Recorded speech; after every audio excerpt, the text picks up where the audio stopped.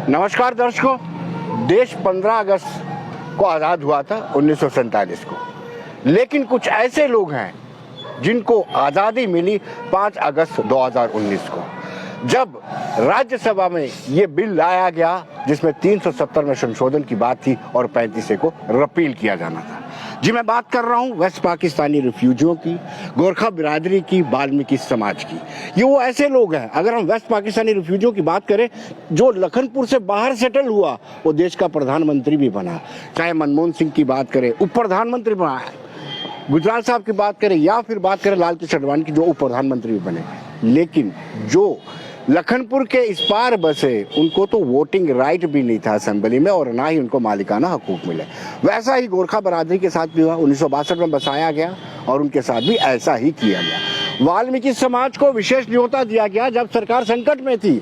सरकार संकट में इसलिए थी कि सफाई कर्मचारी हड़ताल पे थे और ये कहा गया कि आप आइए, जो राइट्स जम्मू कश्मीर की जनता को मिलते हैं वो आपको भी दिए जाएंगे। बदकिस्मती की बात देखिए, दशक बीत जाने के बाद भी उनको ये राइट नहीं मिल पाए। तो शायद मुझे लगता है उनके लिए यही आज़ादी डबल आज़ादी है। 5 अगस्त 2019 को आज़ादी मिलेगी। शुरुआत मैं गणेश जी से करूंगा क्योंकि ये स्टडी सेंटर से हैं। बड़ा भूमिका रही, पर्दे के पीछे जो भूमिका थी असल में स्टडी सेंटर की थी। आपको कैसा लगा जिस दिन ये आदेश जारी हुआ, यानी पार्लियामेंट में ये रखा गया राज्यसभा में? देखिए, 5 अगस्त 2019 जम्मू कश्मीर के लिए एक ऐतिहासिक दिन था जी। जिस दिन जम्मू कश्मीर के लोगों को लगा कि हम भारत का एक हिस्सा हैं। वैसे तो जम्मू कश्मीर भारत का एक अभिन्न अंग रहा है और सदियों से रहा है। गणेश जी, आपके रोंगटे खड़े हो रहे हैं, इसकी वजह क्या है? नहीं, सही में आपके पूरे देखिए गले के, क्योंकि मैंने इस प्रोसेस को, इस पूरी लड़ाई को बड़े करीब से देखा है। मैंने उन परिवारों से इंटरेक्ट किया है जिन्होंने एक गुलामी की जीवन व्यतीत किया है, जिनकी 4 पीढ़ियां इधर खप गई, जिनके बच्चे जो हैं वो, उनसे जब हम बात करते थे कि आप पढ़ाई करना चाहते हैं, आप क्या करना चाहते हैं, तो उनका एक ही जवाब होता था कि पढ़ाई करके हमें क्या मिलेगा जी? क्या हमें स्वीपर की नौकरी मिलेगी जी? क्या हम प्राइवेट सेक्टर की तरफ जाएंगे, क्योंकि प्राइवेट सेक्टर तो था नहीं इधर, और हमें जो गवर्नमेंट के वेलफेयर स्कीम्स के फायदे हैं क्या वो मिलेंगे? बिल्कुल नहीं मिलेंगे। तो हम तो इधर एक स्वतंत्र भारत में एक गुलाम की तरह बना के रख दिए गए हैं 370 और 35 की वजह से। तो 2019 का जो दिन था वो उन लोगों के लिए एक आज़ादी का दिन था और जम्मू कश्मीर के लोगों के लिए अगर हम कहें तो एक अलग ही खुशी का माहौल था। क्या पहली बार ऐसा लगा कि जम्मू कश्मीर के लोगों को कि हम भारत का एक हिस्सा बनने जा रहे हैं, जो हम सदियों से हम हिस्सा हैं, पर हमें एक कानून की वजह से हमें ये फील करवाया जा रहा था कि आप कुछ अलग हैं, आप इस देश का हिस्सा नहीं। आपने इसको बड़ा थॉरोली स्टडी किया है जी, 370 और 35 जी। कितना समय लगा और कितना आपने रिसर्च किया इस पर? देखिए, ये लड़ाई तो जो हम ये कहें कि लड़ाई हमने लड़ी है, ऐसा नहीं है।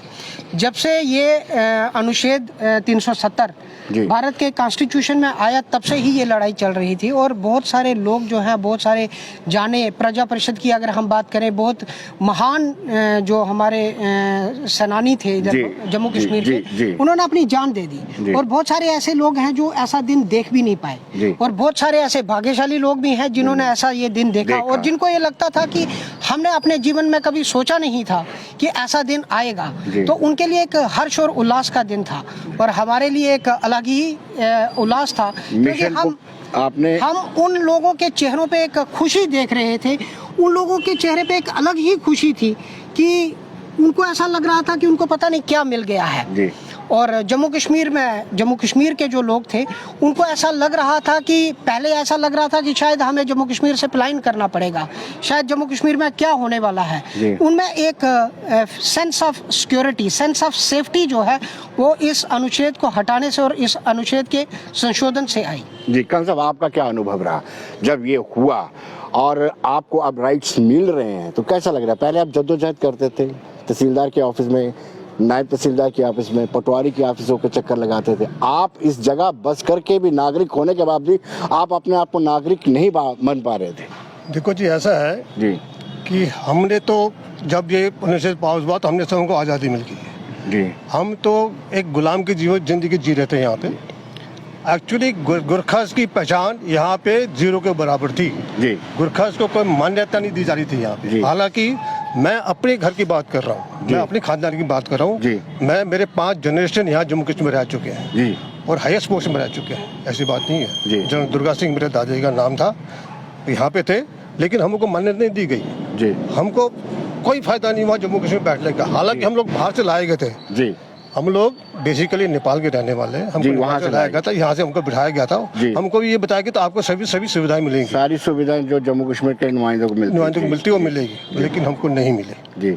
अभी इससे मिलने से हमको ये भरोसा हो गया कि हाँ, हम भी अभी जम्मू कश्मीर रहने वाले जी। हैं, हमको भी हमारी भी कोई पहचान बनी है अभी। जी। अब हमको लगता है कि हमारे बच्चे जो अभी तक अनसेटल्ड थे वो भी अभी सेटल हो जाएं, क्योंकि हमारे बच्चों को आज तक नौकरी नहीं मिलती थी यहाँ पे कहीं भी। ना कहीं कोई काम मिलता था, ना बड़ी कोई सरकारी नौकरी मिलती थी, ना बड़ी। उसके बाद तो ये तमाशा हुआ कि 89 के बाद में हमारे बच्चों को फौज में तक जाने नहीं दिया, क्योंकि उनके पास स्टेट सर्टिफिकेट नहीं था। जी। स्टेट सर्टिफिकेट एक प्रीलिमिनरी रिक्वायरमेंट बन गई थी भर्ती होने के लिए। जी। वो भी हमसे छीना गया था। जी। तो हमारा जो मतलब गुरखास का जो कोटा होता ना, वो हमारे JNK से निकाल कर दूसरे स्टेट में दे गया था। दूसरे स्टेट के गुरखास भर्ती होते हैं, हमारे बच्चे भर्ती नहीं हो पाते थे। जी करुण जी, अब हमें ये बताइए कि ये दूसरी आज़ादी है आपके लिए। 15 अगस्त एक है और ये 5 अगस्त दूसरी आज़ादी है। 5 अगस्त 2019 में बच्चों, युवाओं में, आपकी बिरादरी की सोच में क्या बदलाव आया है? जी बहुत बदलाव आया। जब ये धारा 370 5 अगस्त 2019 में जब टूटा ना, हमारे जो युवा और जितने भी हमारे बरादरी थे, उन्होंने एक हर्ष उल्लास की मनाया, खुशी मनाई, अबीर फेंका, होलियाँ फेंक के एक दूसरे को मनाया कि ताकि हम आज़ादी की ज़िंदगी, अब सही मायने में हमारी आज़ादी 5 अगस्त 2019 को हमें मिली। अब बच्चे क्या, उनकी दिलचस्पी है, इंटरेस्ट है पढ़ने में? पढ़ने में है। पहले हम कहते थे कि हम पढ़ाई करना, क्या करना पढ़ाई करके, हमें कुछ तो मिलना है ही नहीं, ना नौकरी मिलनी है ना स्टेट की। भाई देख, हमें फौज का जाने का रास्ता, वो भी 89 में हमें वो भी बंद कर दिया। 89 में जब मिलिटेंट दौर हुआ तो कहने जो भी JNK स्टेट के गोरखास भर्ती होने आएंगे उनको स्टेट सब्जेक्ट होना चाहिए, तो स्टेट में हमारे पास था ही नहीं। जैसे अब ये 2019 का ये 5 अगस्त में जो ये धारा 370 टूटा और हमें डोमिसाइल मिला, अब हमारे बच्चे कहीं जाके स्टेट में एप्लीकेशन भर रहे हैं। अभी रिसेंटली ये जो SI की भर्ती थी, हमारे कम्युनिटी के बच्चों ने भरा था, जो कि वो पास हुए हैं, उसमें पास भी हो गए।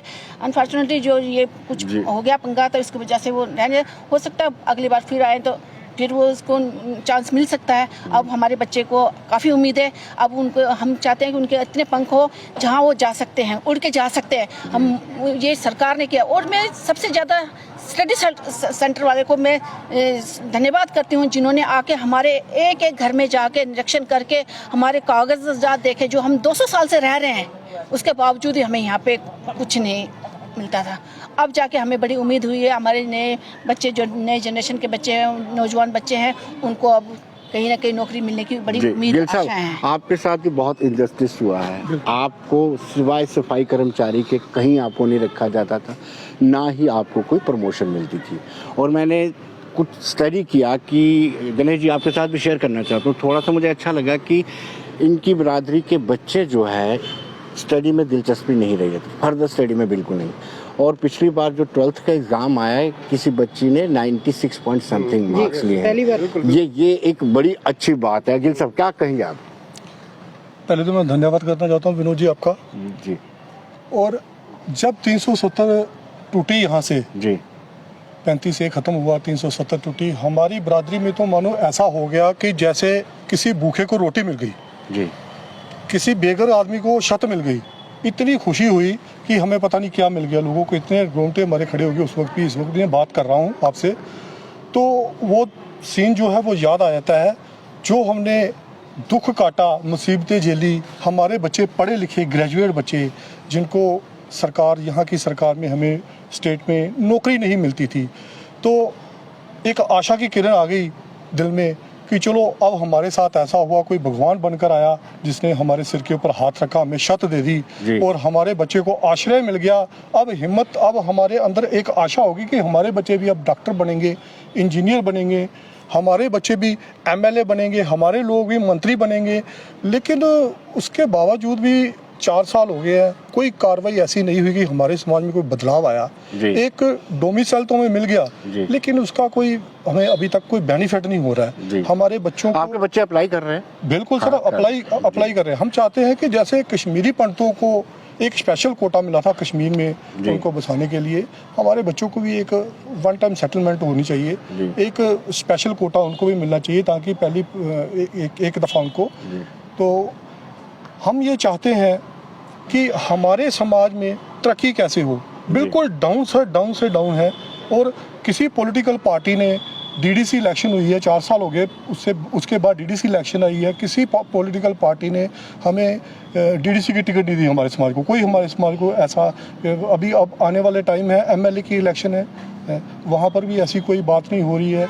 हमारे सभी हर पार्टीज में हमारे नुमाइंदे हैं, लेकिन कोई ऐसी बात नहीं हो रही है। जैसा हमें पहले जिस नज़र से देखा जाता था, उसी नज़र से आज भी हमें देखा जाता है। शक्ति जी, आपके साथ तो बहुत ज़्यादा इंजस्टिस हुआ है।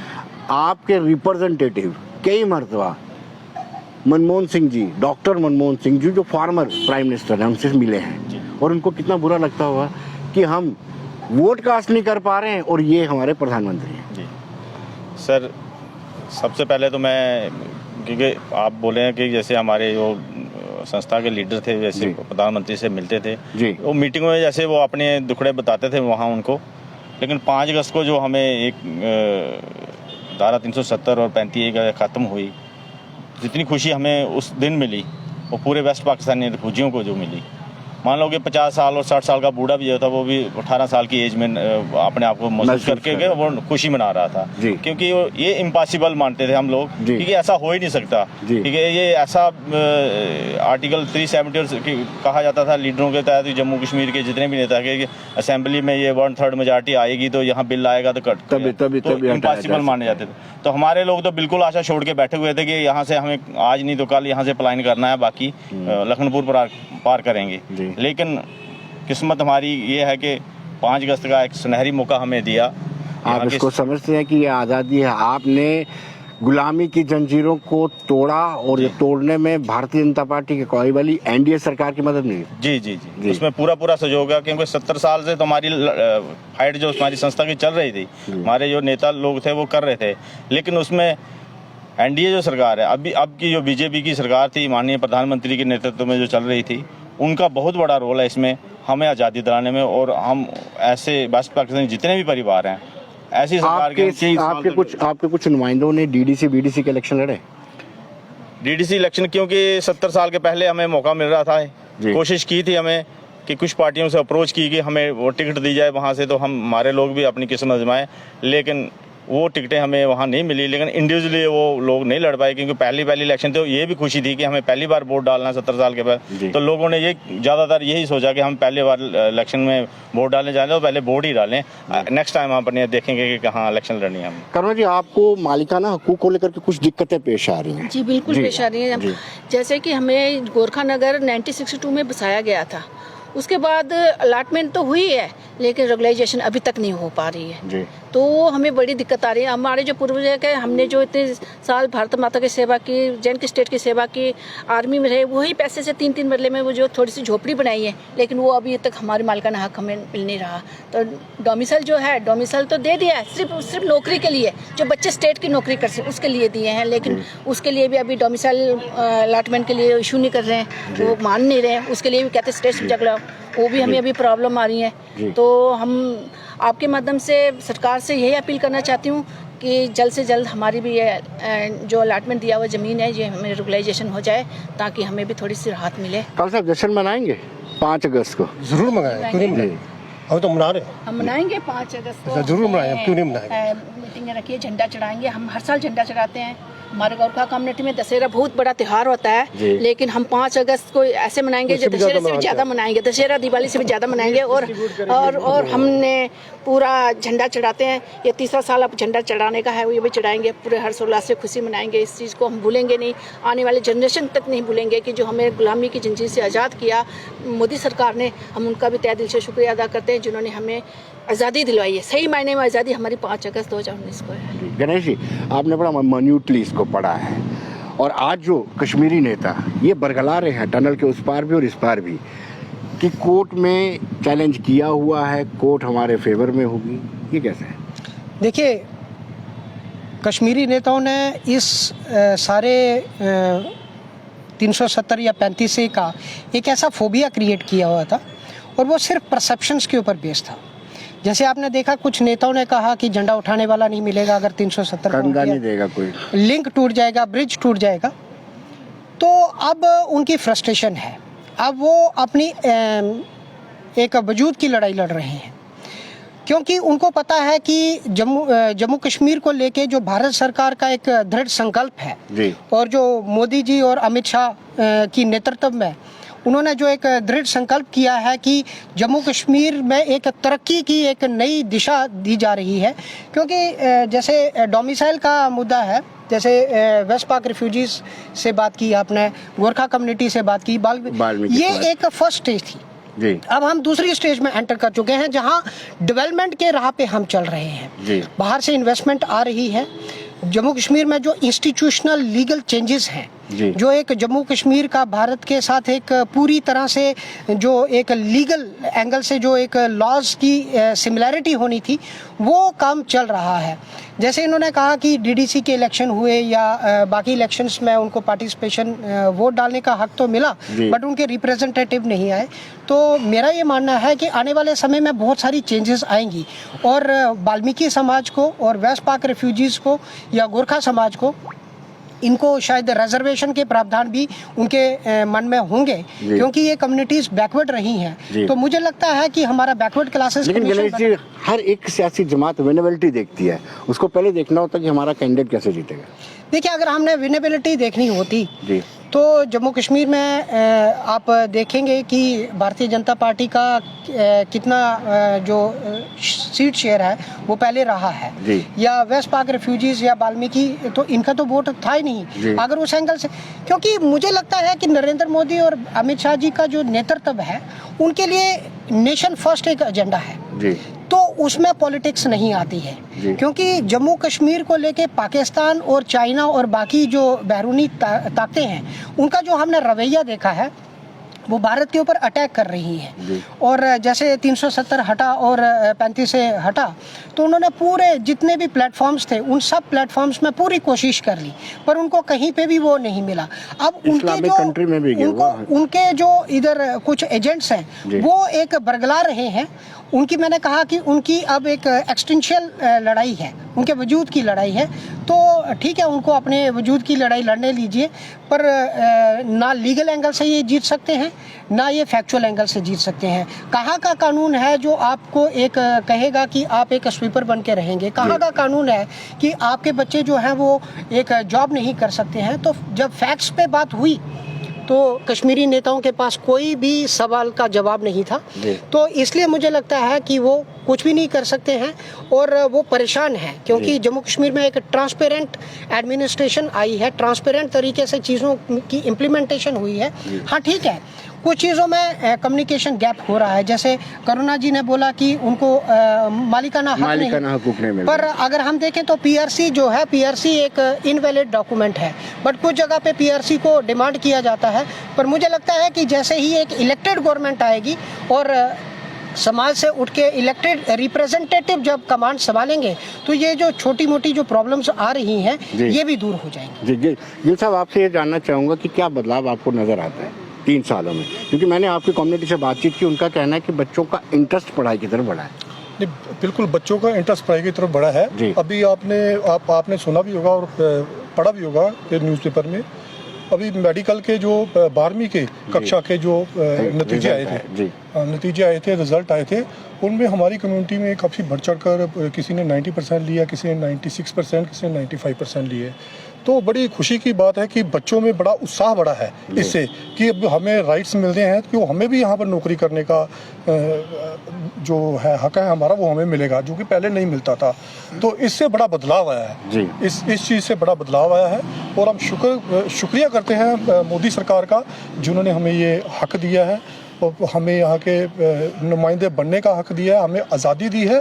मायने में 5 अगस्त को ही हमारी आज़ादी है, 5 अगस्त को हम आज़ाद हुए हैं। शक्ति जी, आपके भी लोग यूथ में कैसा रुझान है सर बहुत बढ़िया रुझान है। यूथ जो हमारा है काफ़ी उत्साहित है, क्योंकि पहले तो उनको टैलेंट बहुत था हमारे यूथ में, वेस्ट पाकिस्तानी लोगों में, बच्चों में, जी। लेकिन मौका ही नहीं मिलता था लाइन में खड़े होने का, जी। क्योंकि मौका जिसको मौका ही नहीं मिला उसने क्या टैलेंट दिखाना जी। है। अब ये हुआ है 5 अगस्त 2019 के बाद, आर्टिकल 370 खत्म होने के बाद, माननीय प्रधानमंत्री के नेतृत्व में जो सरकार चल रही है केंद्र की, उन्होंने एक बेस्ट पाकिस्तानी नौजवानों को एक मौका तो दे दिया ग्राउंड में अपना टैलेंट दिखाने का, और बहुत ज़्यादा टैलेंट है। आने वाले दिनों में हमारे नौजवान ये सिद्ध कर देंगे कि राष्ट्र निर्माण व देशभक्ति में हम कितने आगे बढ़ चढ़ के हिस्सा लें। शक्ति, स्वांखा मोड़ में आपका हेडक्वार्टर है, सुना है उस दिन स्वांखा मोड़ में एक भव्य प्रोग्राम किया जा रहा है जिसमें डॉक्टर जितेंद्र सिंह भी आ रहे हैं। जी सर, उसमें 5 अगस्त को हमने बहुत बड़ा एक प्रोग्राम वहाँ रखा था, लेकिन अभी शायद वो थोड़ा चेंज हो गया जी। आज ही मुझे लबाराम जी का भी फोन आया था, क्योंकि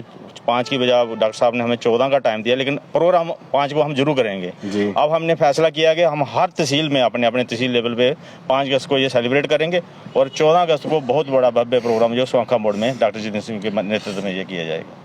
तो दर्शकों, आपने देखा कि किस तरीके से इनमें उत्साह है, इनके लिए दूसरी आज़ादी है, यानी ये दूसरी मरतबा। 15 अगस्त को जो 1947 को हुआ था उसमें तो आज़ादी पाई थी, लेकिन 5 अगस्त 2019 को असल में वो जो गुलामी की जंजीरें हैं वो इन्होंने तोड़ी हैं। खान साहब, आपने बड़ा योगदान रहा है आपका जम्मू कश्मीर के लिए, तो अब आपके जो यूथ है, यूथ कम्युनिटी है, जो आपकी एज के भी हैं, वो कैसे सोचते हैं? देखिए जी, उनके लिए तो एक नई दुनिया खुल गई है। उनके लिए आज ये होप है कि चलो भाई, जो पहले हमारे को नहीं मिलता था, जो हमारे लिए बंद किया गया था, जैसे फौज में भर्ती होना या किसी इंस्टीट्यूट में ना, हमको हमारे बच्चों को पहले बड़े बड़े जो मेडिकल इंस्टीट्यूट या कोई जो इंस्टीट्यूट वगैरह ना, उनमें भी जब नहीं मिलती थी, बिकॉज हमारे पास सेटअप नहीं था जी। लेकिन अब वो खुल गया है, वो खत्म हो गया ना, तो हमारे बच्चे तो बहुत उत्साहित है कि अभी हम भी लड़ सकते हैं। अभी रिसेंटली हमारी एक लड़की वो स्विट्जरलैंड होके आई है, राइट, उसने थाईलैंड होके आई है, उसने पार्टिसिपेट किया था जिम्नास्टिक्स में जी। चलो, पहली ये लड़की गई हमारी गुरखा कम्युनिटी की जो वो होके आई है, वो उसने 8th पोजीशन वहाँ पे लिया जी। ऐसे नहीं है, हमारे बच्चों ने एग्जाम भी दिया, जो स्टेट में एग्जाम निकल रहे हैं उन्हें भी एग्जाम दिया। हमारे 2 बच्चे पास भी हो गए थे इसमें। अनफॉर्चुनेटली ऐसे का वो कैंसिल हो गया, नहीं तो वो लड़के हमको उम्मीद है कि लग जाते हैं। सबसे बड़ी उम्मीद अब ये हमको जग गई है कि अब हमारे बच्चे जो है ना, जो बेकार हो गए थे, अब वो फौज में दोबारा जा सकते हैं जी, जैसे कि हमारी पहले प्रथा रही है जी। गणेश जी, आपको क्या लगता है कि पहली पॉलिटिकल पार्टीज में विल पावर नहीं थी, यूपीए की बात करें या दूसरी सरकारों की बात करें, क्यों नहीं उनको लगता था कि ये गुलामी की जिंदगी जी रहे हैं, चाहे वो वाल्मीकि समाज हो या फिर गुरखा बरादरी हो या वेस्ट पाकिस्तानी रिफ्यूजी? देखिए, मैं किसी को दोषी तो ठहराऊंगा नहीं जी। हर एक आदमी का, हर एक पार्टी का एक अपना वर्किंग स्टाइल होता है जी। पर ठीक है, हाँ, उन्होंने एक जो दृढ़ संकल्प है वो नहीं दिखाया जी। क्योंकि कारण क्या रहते हैं? कारण शायद उनकी पॉलिटिकल कंपल्शंस रही होंगी, और जैसा हमने देखा कि जम्मू कश्मीर के को लेके बहुत सारी डिसीजंस ऐसे हुए हैं जिनको ठीक करना ज़रूरी है। अभी भी बहुत इधर करेक्शन की ज़रूरत है। जैसे जम्मू कश्मीर का एक बहुत बड़ा हिस्सा, जो बहुत बड़ा भूभाग जो है वो पाकिस्तान के कब्जे में है, बहुत बड़ा भूभाग जो है वो चाइना के कब्जे में है। इंडस वाटर ट्रीटी को लेके बहुत सारे डिस्कशंस हो रही है, तो बहुत सारी करेक्शंस करने की ज़रूरत है। तो मुझे लगता है कि उन्होंने डिसीजंस जो है वो अपनी सोच के हिसाब से लिए, शायद उनकी विल पावर वैसी नहीं रही होगी, पर मुझे लगता है कि जो नरेंद्र भाई मोदी और अमित शाह जी की नेतृत्व है वो इस चीज़ को लेके बड़े दृढ़ संकल्प हैं कि जम्मू कश्मीर के जितने भी इश्यूज़ हैं, जितने भी मसाइल हैं, उनको वो करेक्ट करने की उन्होंने ठान ली है।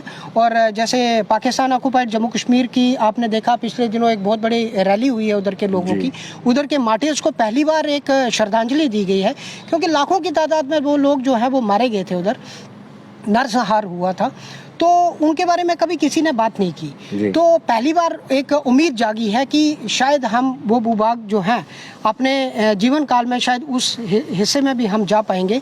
तो मुझे लगता है कि ये सरकार बड़ी दृढ़ संकल्प है और आने वाले टाइम में ये और भी करेक्टिव मेजर्स लेगी। पॉलिटिकल रिप्रेजेंटेशन की बात आती है करुणा जी, तो मुझे लगता है कि कुछ जगहों पे आप डिसाइडिंग फैक्टर है, जैसे बावे हो गया बहुत जगह पे। अब जब निकाय चुनाव आएंगे जम्मू म्युनिसिपल कॉर्पोरेशन के, आप अपने कैंडिडेट उतारेंगे?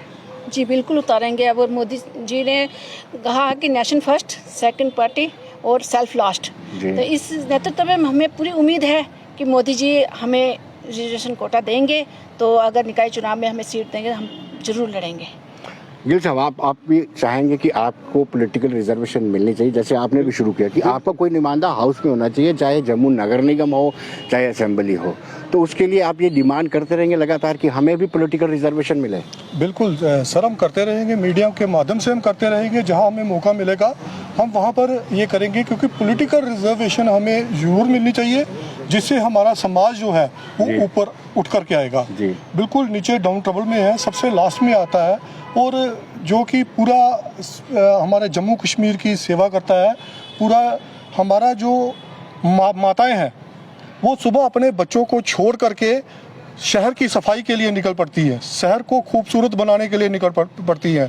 पीछे ये नहीं देखती कि उसका बच्चा खाना खाया है, उठ करके स्कूल में गया है या नहीं गया है, उसकी परवाह किए बिना वो अपने काम को बेखूबी निभाती है। तो लेकिन सरकार को भी चाहिए अपना काम बेखूबी निभाए।